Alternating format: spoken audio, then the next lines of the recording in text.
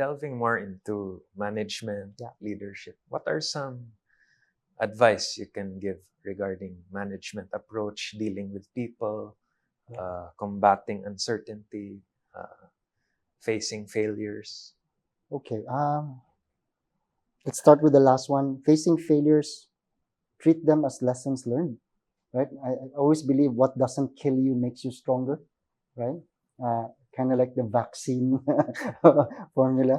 But I think it's important. You just need to be able to take it on stride and then move on to the next one, right? So I think that's always critical. Resilience, I think, is very important. With regards to management and leadership, I think it's very important to be able to bring people together. I think that's important. A lot of the issues right now are when people are unable to articulate what they think. I think being able to engage and get people some space to express is very important, right? It's a bit slower, right? But I think the buy-in is important and it gets it deeper. And people are then able to take it forward rather than you continuously pushing the agenda, right? Clarity, I think, is also important.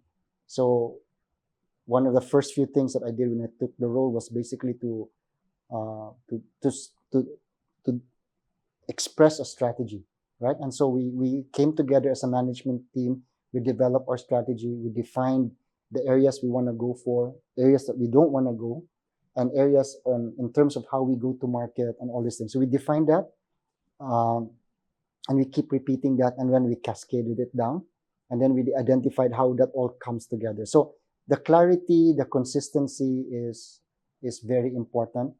Um, I just saw a TED talk the other day that the best type of management is boring management, right? And I thought there was some reality because we tend to think of managers and leaders as the ones who are charismatic and all these things. But when times are difficult, would you go with a guy who is, a showman, or would you rather go with someone who's planned it well, who's Competent.